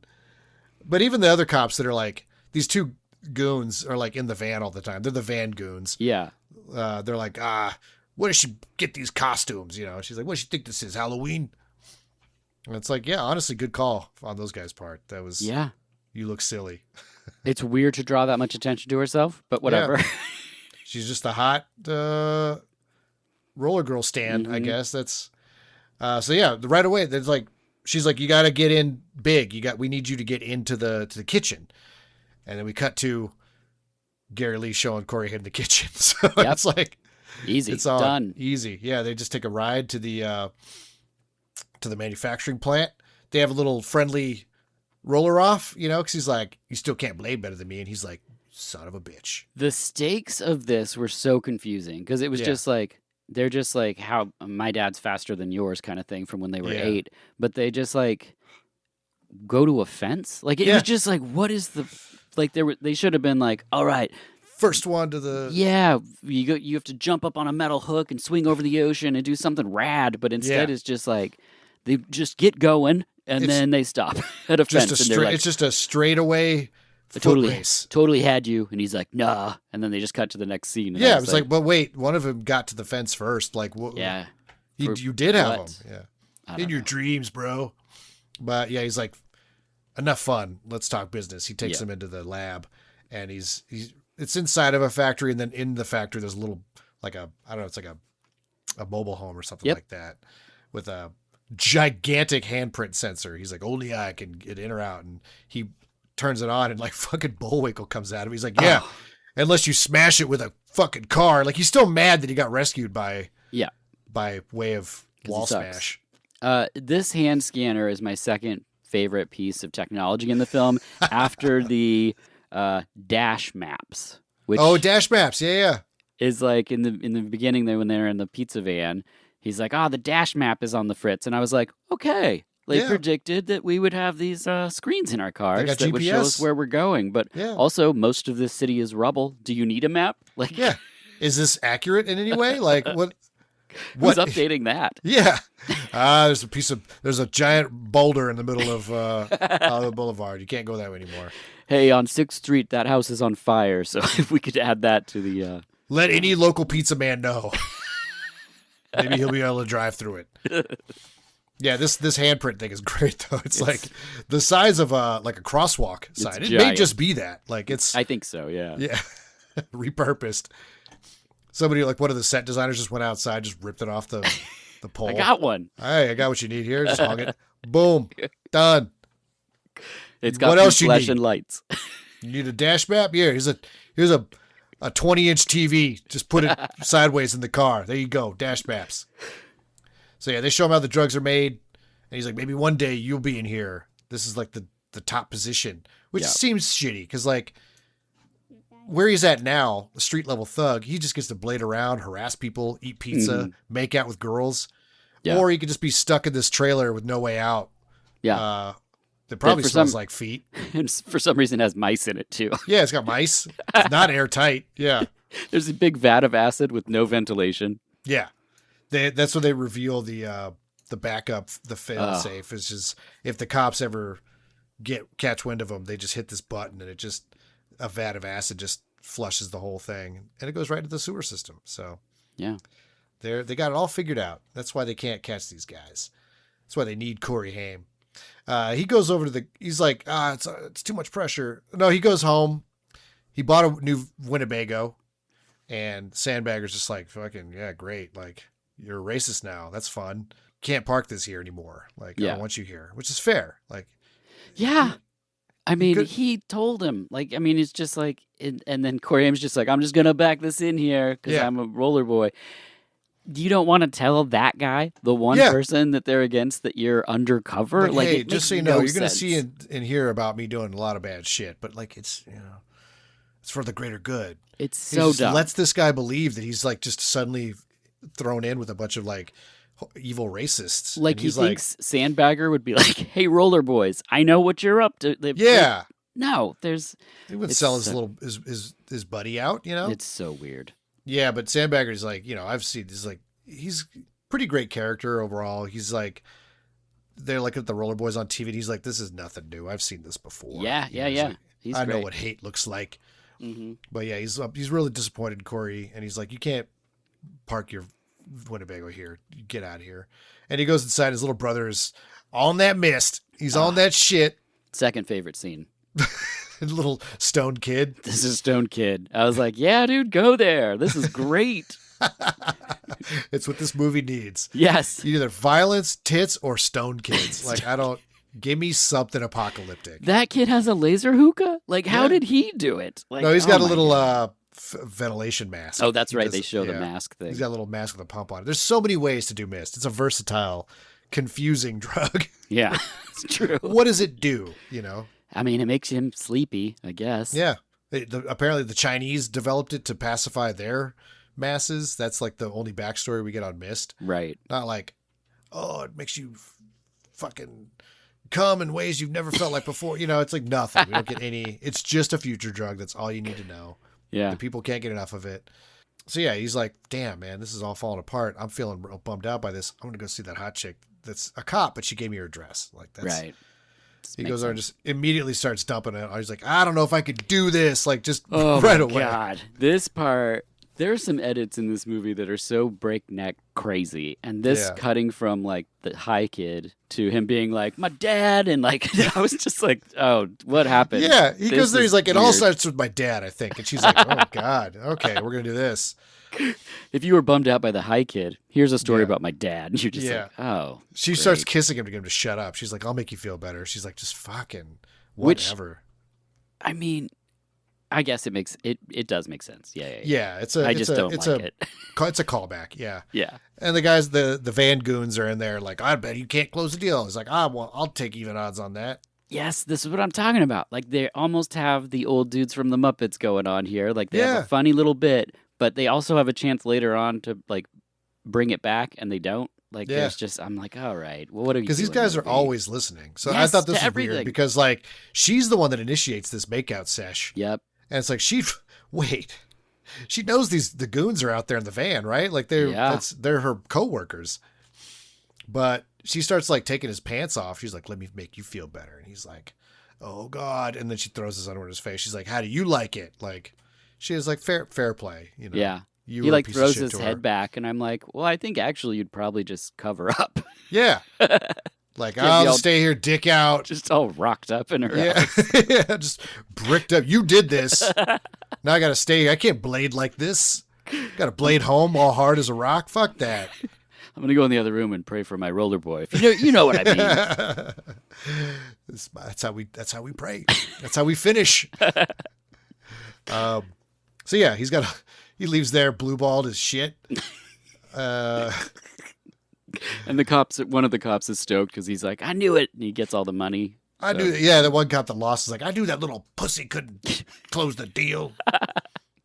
And then they just cut to like, his little brother is like, he's feeding him and he's like, eat your dinner. He's like, what if you don't make it tonight? He's like, for what? And then they cut to, they're doing a raid on the B-13. So they're like skating up to this party.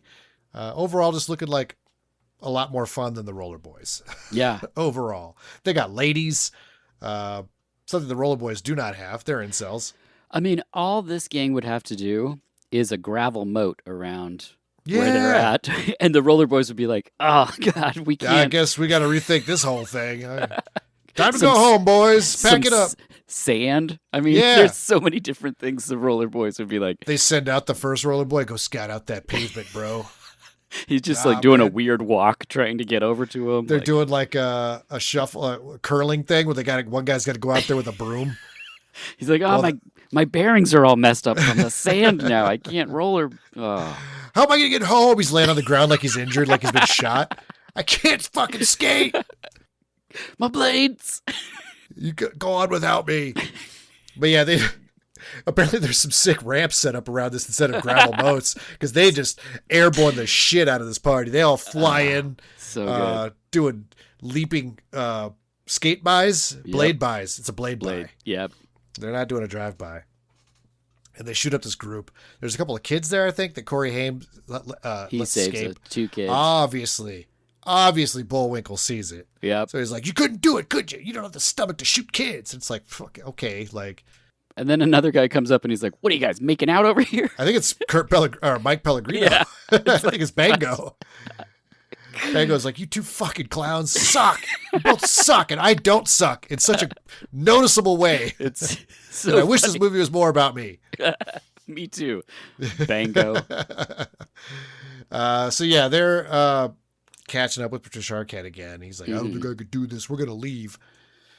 She's like, think about your brother. And then, of course, they cut to his brother, and they're all having a meeting, and he tests. They'd like give drug tests to the kids. But, like, why is he still undercover? Because they were just looking for the drug van, and he went in the drug van. Like, he knows. No, so where he it says is. that to her. He's like, he's telling her, he's like, so this is where the drug van is, so I'm out. Yeah. She's like, no, we need you to work it. Because if you're not working it, when we bust it, they're going to flush it. So you got to be there. Oh, that's right. Okay. I thought the same thing. But the movie is, again, competently It's competent. constructed Anytime enough. I try to poke holes in it, I'm like, no, there's a reason for it. The only hole you could poke on it is that it's boring as shit. Yeah. Otherwise, it's airtight. It's just not a fun movie, is the thing. No, it's not. Extreme sports should be way funner than this. So yeah, they have all the kids do the drug deals because they don't want because kids will get off if they get busted. They won't get in as much trouble as the grown-ups, and they're also less likely to do the drugs. It's a hard line. You're not allowed to do the drugs. Yeah, that's what I was thinking too. Is they are less likely, sort of as to become proven, junkies, as proven wrong by. Except Milty's a little piece of Milty, shit. But he's already at sexual harassment age. Do you think he's not going to try some drugs? I love that when he's facing off with Milty on drugs, he's like, "You're just like Dad," and Milty's like, "I'm not an alcoholic. Like, I'm doing mist," and you're like, "Yeah, I'm nothing like Dad, bro. This is totally different." So good. He's like high as shit. He's coming down off the mist, but he still hits him with the technicality. And Corey's got nothing. He's like, he's like, "I'm gonna go put more gel in my hair." Yeah, my LA Luxor's almost empty.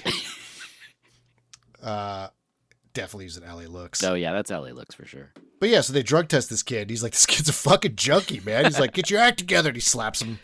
And he's like, God damn it, I got to take this guy down. He slapped my brother. So he's in still again. Mm-hmm.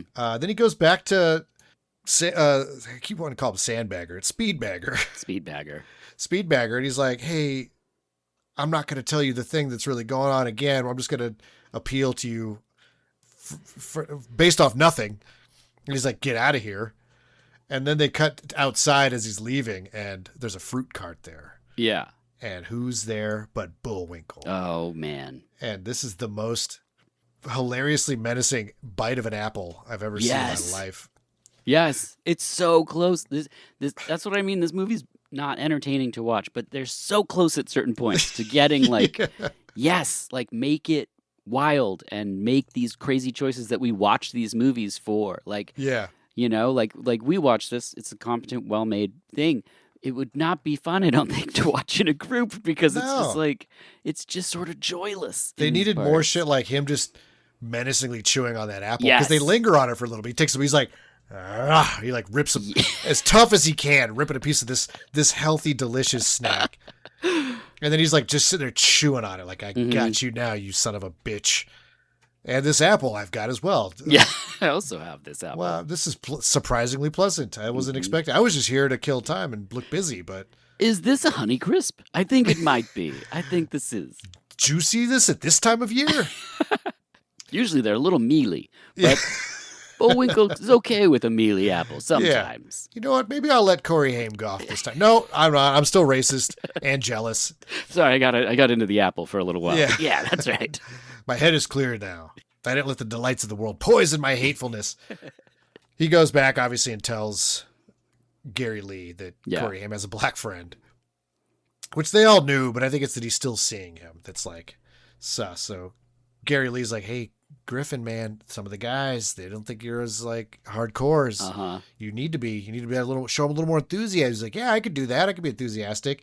Hard cut. There's the hard cut. To what? Tell us what's happening here.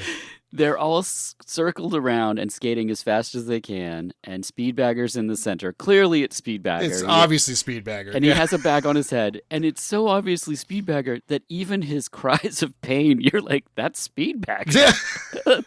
And Corey Haim is somehow completely oblivious to this man who is the exact shape and size and color, you can see his hands, as Speedbagger. Yeah, how many black men that big that sound like that do you know, Corey? They say, he goes, at one point he goes, I kicked him hard just like everyone else. And I'm like, in rollerblades going in circles? Yeah. They were just like kicking his shit. They were just like circle beating him. And it's like, you got to show enthusiasm to beat this black guy up. And they take his hood off and it's like, no. And he just like breaks character right away. You know, like, Bullwinkle goes in front of their head. He's like, you touch him again, I'll kill you, you son of a bitch. And he's like, Gary just kind of goes like, like it's not, the consequences aren't that bad. They also don't kill him. Yeah, they just leave him.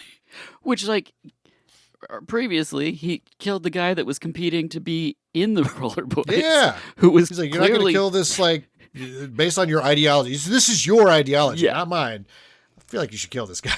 I mean, it's just a weird choice. Like, I assumed he was dead until the movie progresses, but like, the hopeful that he's executed back at the base, that was a healthy young Aryan boy. Yes, it's so weird. Yeah. What are your values, Gary Lee? I'm confused. Are you a racist or not? Like, so yeah, this is this moment that sort of turns his little brother. This sobers his brother up because he loves Speedbagger. So this kind of like at least pays off that moment where he had the moment of compassion for the homeless girl with the pizza. You're like, no, this kid does have a heart. He's sobered up now. He sees what the Rollerboys are really about. We need to get out of here. So he's on. He's like, Griffin, we need to get out of here. He's like, no shit, dude. Like that's what I've been. You were too fucking high to notice that earlier. You and your drug problems. Speedbagger's in the hospital. Yeah. He's all laid up.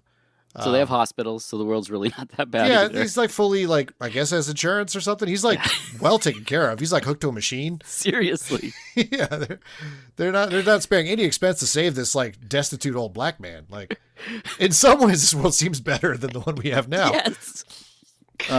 True. But yeah, he's full of regret and remorse. So what does he do when he's feeling that? He goes to Patricia Arquette's house. Yep. And this time they fucking get it on. And it's nothing from the cops that are listening the whole time. No. Like, this would have been a great double bet. This would have been a great time for some sort of comedic callback. Nope. Yeah. Get that Mr. Miyagi nod. Like, I knew you could do it, kid. Yeah, exactly. You've come a long way, little man, you know. Love any of that. But instead, no, these guys that's won't do that because they're also not great people. They're pieces of shit. So he stays the night. In the morning, there's a knock at the door. He goes to check it. It's Bullwinkle. And he just walks in and he's just like, he drops a hard end. Like, Yes. Out of all the characters here, you're like, okay, we're all like implied racist, and he's like, no, I'm all in on this. He drops the hard end, and I love that the whole time he's talking, he's like, I don't like you. I know there's something about you. I'm gonna figure out what it is. Mm-hmm. You like black people. That's not how he said it, but Nope. he said it probably in a more of a H.P. Lovecraft way. Yes.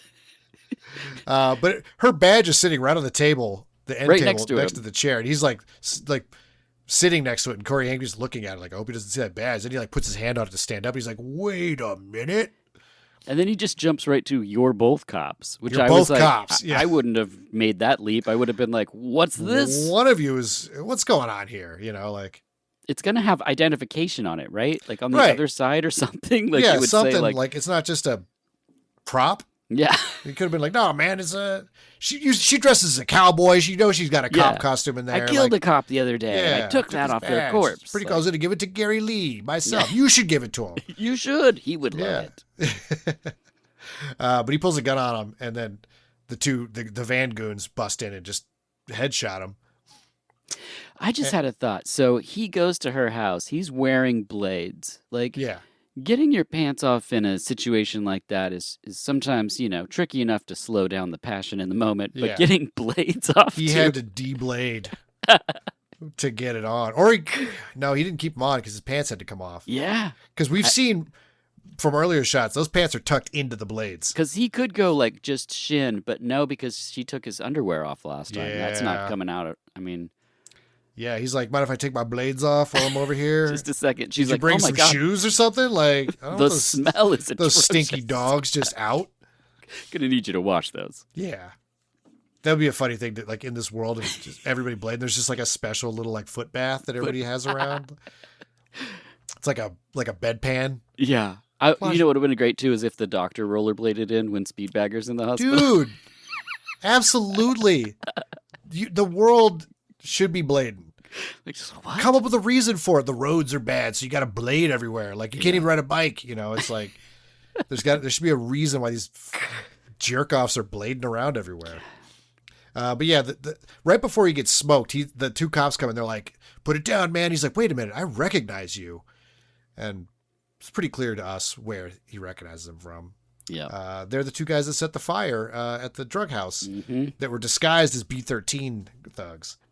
So they smoke him before he could say anything. He's out. Now they had a situation where, like, Bullwinkle's dead. Mm-hmm. He had a very public rivalry with Griffin. Yeah. So they dump his body somewhere. And blame it on the other gang. Yeah, and immediately Gary's like, kind of funny that he'd go out there by himself like that. And Corey goes, when they're like, okay, dump him over there so they think it's the other gang. And Corey's like, what about his family? Yeah. And I'm like, all Fuck right. that guy's this family. guy- They clearly failed him. Like, they can't be Bullwinkle was great. an asshole the whole time. Yeah. And you're like, well, his mother needs to know. Like, Yeah. okay, good guy. They're probably, everyone's happy this guy's gone. Yeah. Good news. Your son is, oh, thank God. Bullwinkle? Great. Yeah. Any news I on named Rocky? him that, by the way. Yeah. That's his birth name. So yeah, Gary Lee comes over. He's not convinced. He's pretty sure that Mm-hmm. Griffin had something to do with it. But instead of like sussing out his suspicions, he goes, well, I'm putting you on kitchen duty because Yeah. Bullwinkle's dead. So there's no one else in this giant gang of people I have. So he's putting him on kitchen duty. He calls the cops. He's like, I got it. I'm on kitchen duty. Start, get the raid going. Yep. And then he was about to put him in the kitchen, and he's like, well, Bango's going to train you for the day. He's like, what? I could do it by myself. And he's like, it's already done, man. You're hanging out with me all day. And you get some pretty good Michael Pellegrino work Yes. here. I mean, it's a great scene as Yeah. he's in the wheelchair and he's going through stuff and talking to him. And Yeah, he's doing pull-ups. yeah, finds a dead mouse in a trap and he puts that in the acid. And Yeah. He puts Yeah. his beer can in the acid 'cause he's not supposed to drink Yep. on the shift. And it's like, it's He a little says musical Breakfast of montage. Champions in there. Yeah. Yeah, he's got a little joke. He's got Dunkin' Donuts. Mm-hmm. I wonder how Dunkin' Donuts would feel about their product being featured in this movie. They're like, don't do I mean, that. Take any that port in a storm, probably. out. Yeah. Like maybe some fucking high kid watching Prayer of the Rollerboys will get some donuts. Yeah. I mean, you've said the word enough now that I kind of want donuts. Yeah. And I always mist. want a donut. And some mist. A Sierra mist. A crisp Sierra mist. That's what I meant. To wash down your donuts. This episode sponsored by Sierra Mist. Absolutely. Hit me up, Sierra Mist. Do you still exist? Then hit me up. Yeah, there's like the work here by Pellegrino is so great that even Corey Haim is like, hey, Pellegrino or Bango, how do you feel about Gary Lee? He's like, seriously? He's like, yeah. He's like, I'd fucking die for him, man. Yeah. And then like the second he says that, they're like, the cops blow the door open. Yeah. And they're under attack. Like the two goons are here. The van goons are here taking everybody out stealth mission style until they blow a hole in the main area. And then Bango's like, it's the cops, flush it. And then he turns around and Corey Haim's got a pipe. He's like, oh, you motherfucker. Like, So he's got to fight this giant dude. Yeah. And he hits him straight across the face with a pipe and he's down, but he just gets back up and just starts ragdolling Corey Haim everywhere. Yeah. He's just a little boy, he's a little roller boy and he's fighting a roller man. Yes. Like Kurt Pellegrino is 36 in this. He has to be. Yeah. He's like fully developed, muscular man. Picks him up. He tries to do like a hanging from the rafters, like double kick, and he just gently just picks him up and throws him down on the ground, kicking the shit out of him. How does he defeat him here? Because he definitely, I think somebody else has to come in and shoot him. Yeah. Yeah. The van goons come in and shoot him. Mm-hmm. Corey does not win that fight. No, he would. There's no world where he would. He would have gone in They would have found his rollerblades sticking out of the vat of acid is what would have happened.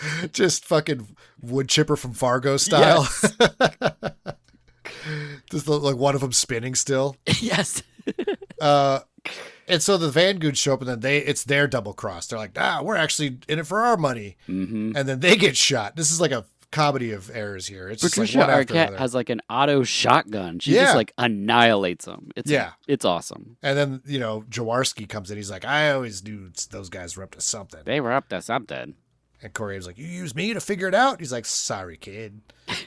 Anyway, then they go outside. And Gary Lee has got Milty. He's got his little brother. And he's like, what do you want? He's like, I want the drugs, you dumbass. Like, you think he really says that? It's a pretty great delivery. He's like, what are we doing here? I'm like, what do you think I want? You? Get the fuck out of here. Mm. But then Milty, who's the only real man in the family, just bites Gary Lee. And so that was a skate chase.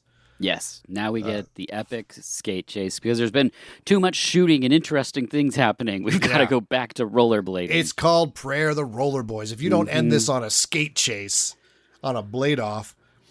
So Gary Lee's got a gun and he's just trying to shoot Corey Haim the whole time he's skating away, just frantically. And they do that thing you said earlier where they had to like start. So they're like both awkwardly like kicking just to get some momentum going. And it just looks, thank God they're not like going up a hill or something. That would look real dumb. This is where we get stairs where we watch not one but two people in rollerblades go blades go run up some stairs. Which doesn't look good. No.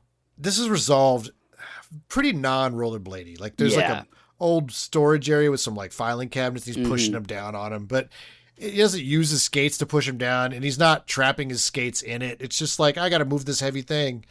And he's not better. Like, this is where it would be like he makes a jump, the other guy doesn't make the jump because he's better than he is. There's no like, they just happen to both have rollerblades on. Yeah.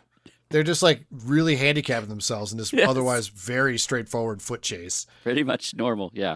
He does, like, the finishing move he gets is like, he does like a pole dancer move. He hits him with a go-go. He skates towards a pole, jumps on it, wraps around it, and then kicks him in the face with both feet. Gets his gun. We should have mentioned earlier when they were fighting the B-13s in the blade buy. Gary Lee is in a down position. The guy's about to get him, and he pulls out a knife and he stabs him in the dick. Oh, right. So that's his move. He's got a dick knife. In his rollerblades, which would be so uncomfortable. Yeah. You're like trying to like lean into a turn, and you get that stupid knife just like hugging your ankle. Super weird knife-shaped callus going up your leg. Nothing feels better than taking these blades off and also getting that knife dug out of my skin. It's got all this dick blood on it. It's really a heinous situation. Just put that dick blood knife right back in there. So Corey's got him, dead to rights, gun to the face, and his brother's like, "Fucking shoot this bastard." He's like, "Yeah, shoot me. If you don't kill me, you're an idiot." Yeah. And the whole time he's pulling the dick knife out. Yep. And he's like, "I'm not going to kill you. I'm not you, dude." And then right as the Dick Knife's about to come out, he clocks him. He's like, but I'm not stupid either. Oh, yeah. So, yeah, now we get our scene where Gary Lee is handcuffed and put into the back of a squad car, fully bladed up still. He's just gliding while the cop is pushing him along. Cops and I'm just pushing him. This Easiest is booking ever. Yeah, like you can't get away. It's like, what are you going to do? You're handcuffed and I've got you. And he puts his head down like you have to do for the bad guys in movies when you put him in cars. And you can see him adjusting his legs because his legs are too long because he's got stupid rollerblades. Skates on there. Like, it's probably real narrow foot leg room back there. It's like the wheel well in here is just not fit for... He's got to turn his feet out to the side. Like, it's just going to be really uncomfortable the whole time. These are size 12s. This is... I got big skates. I need room for the Dick Knives. Somebody check in for Dick Knives. I wear a 9. The rest is padding and Dick Knives. And mist. Got to keep my foot mist. So, yeah, the bad guy's been foiled. In a scene we don't see, it's off camera. They've made up with Speedbagger, and he's better. He's fine. He's moving with them. Yeah, he's moving to Portland with them. They're going out to see you. We get him. Great. Yeah, you get the LA trash from the fallout of the Rollerboy damn fiasco. rollerblades. Yeah. They're setting up a sequel that, like... Yeah! I am shocked there wasn't a DTV, like, Prayer for the Rollerboys 2. Yeah, without Corey Haim. Who would have been instead of Corey Haim? Who's Sasha Mitchell, because this director also did Kickboxer 3, Road to Redemption, with Sasha Mitchell. Yeah, you're right. It would have been totally different casting, but the same characters. And you're like, wait, I don't remember. Probably that guy from, let me see what his name is. Fuck, he looks like Randy Couture. What is his name? Why is my search? He was one of the substitute principals in class of 1999. Oh, Patrick Kilpatrick? Patrick Kilpatrick, yeah. He would be in it, for sure. He's racist. He'd be perfect. Is he really racist? Yeah. Oh, god damn it. He put out a... I liked him. I guess I can talk about this. He put out a book, like, and I bought it, and I was reading it because I wanted to have him on the show. And it's in the book, and then if you go to his, like, Twitter account, there's a bunch of stuff on there that, like... Oh... And I've cut it out of my shows. You can keep it in yours. But Patrick, yeah. It was really unfortunate. That sucks. Because I like, whenever he shows up in a movie, I'm just like, yeah, he's a great piece of shit. Turns out he's not acting. Apparently. No, it's really, it's a bummer. Yeah. You got to like. So in that case, I'm glad it didn't happen. Yeah. I'm glad they didn't make Prayer of the Rollerboys too with Sasha Mitchell and Patrick Kilpatrick. This is us fucking around now because we're done with. They moved to Portland. So glad in jail, we cut to Gary Lee, who's like got an operation there. He's got like an accountant in the cell with him. Yeah, he's wearing a prison version of his Rollerboy trench coat. So dumb. But he's like, yeah. He's like, move all my accounts to the Pacific Northwest. And he's like, why? He's like, because that is where he's going. And it's like cuts to Corey Haim. It's like, oh, you're setting up like a sequel. I see. That's that's how the movie ends. It ends on they're suggesting a sequel, which is a wild call to me. And you get the little part. Yeah. On the mural. And he's like, this is my mural. By the way, I did this. They're like, don't mess it up, but do spray a little bit. Spray a little bit of light. And this hard shaded part, too. Like, you can't mess that up. Yeah, so they are going there in their RV, and they're going to be followed by the one remaining roller boy, I guess. Yeah. I'm not sure. I'm not sure there's a gang left. All the cool ones are gone. It's weird because he has all his hands in all these pots. He's got making all this money from all these places, but he's also going to go after this little kid. Like, all right. I could see how that could be a through line where like his boys are like, yeah, I don't know, man. You've really lost your way. You're just too obsessed with this getting revenge on this kid thing. And he's like, what about the rope thing? Remember that? Oh, we've skipped the rope thing. Okay, so everyone thought it was going to be like, that's how fucking boring and forgettable this movie is. Everyone thought it was going to be like literal ropes. Like, well, yeah, they're racist, so they're probably just going to hang people, right? Like, they literally say that in the movie. And they're like, no. It's actually like, so this is at the very end when Mike Pellegrino, Bango, and Griffin are in the trailer cooking. Yep. This is like 10 minutes left in the film. And he's like, what's that thing that's clearly marked poison over there? It was like a big cartoonish symbol on it. He's like, oh, that's the rope. And he's like, what? He's like, yeah, it's the rope. That's the plan. He's like, why do you think Gary Lee doesn't want any of the roller boys on drugs? So he's doing a sterilization thing.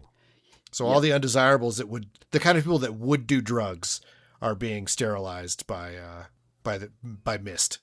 Yeah, they basically, it's like all ejaculate names for everything that they do. They're like, they got the mist, they got the rope. They're shooting rope. Yeah. they got the splooge. I mean, it's just like everything. Gack, because it's the 90s. Yes. Yeah. So that's it. We should probably do your plugs because we just got right into this movie. Oh, who could wait? Yeah. I've been putting now that everyone's like been made aware of this amazing movie. Let's find out more about the person that they can thank for that. I wanted to talk about this so much. I've waited 30 some odd years. Yeah.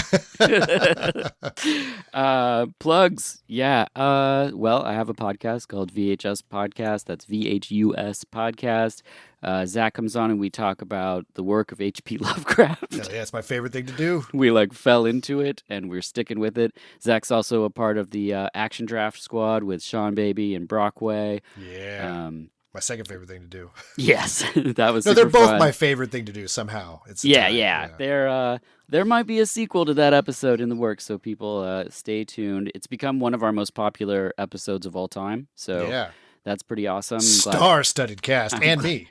Yeah, that's how I feel actually. But yeah, so it's super fun. We talk about movies in a variety of ways, hopefully in entertaining ways, and yeah, that's my plug. Hell yeah. Oh, wait, I have a Patreon. If you go to the Patreon, I do weekly little posts involving, I work in food. We have a hot sauce company called Marshall's Hot Sauce. And then, I grew up in video store and talk about movies. So it's kind of that intersection. So it's like recipes from films, food, drink recipes, things like that, but also interwoven. The most recent post involves the bailiff from People's Court. He had a fudge recipe. Molly Shannon, is that his name? Yeah. Oh God, I should know that. No, that Molly. It's Shannon. Richard Mall. No, that's Night Court. I'm talking about the People's Court with Judge Wapner. Oh, People's Court. Yeah. Oh shit. Yeah, I do remember People's bailiff. Court, but I don't remember the bailiff. Yeah, different bailiff. He was a real bailiff, like for 25 of 31 years in the force. He even he was the bailiff for the Charles Manson case. Oh shit. Yeah. And so, but he had along the road, he discovered a fantastic fudge recipe. He had a fudge recipe. So that's the kind of stuff you can find over there.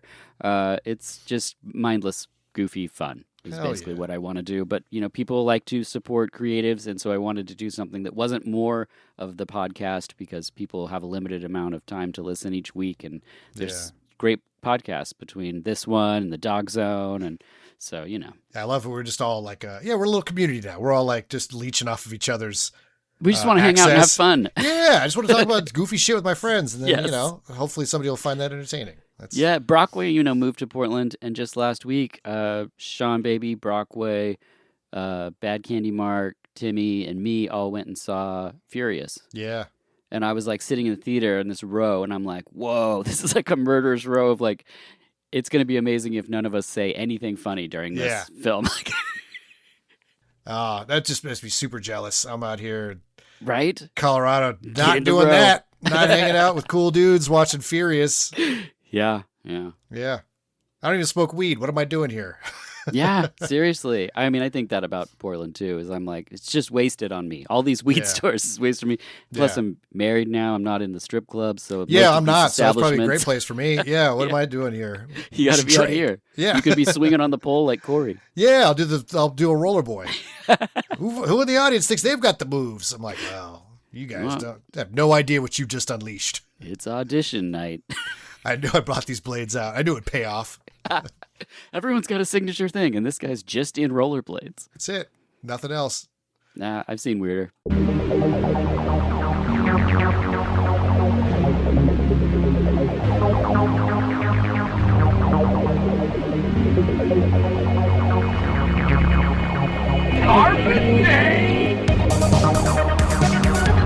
the planet of garbage, where we talk about films. Just like every other podcast out there. Let's talk about a movie, maybe something close to your heart. We can break it down and really celebrate the art. Maybe it's something stupid, but in a funny way. It doesn't really matter, I just wanna talk about movies every day. It's the planet of garbage, where we talk about films, just like every other podcast out there. If you got any better ideas, I'm open to them. Until then, let's continue to drown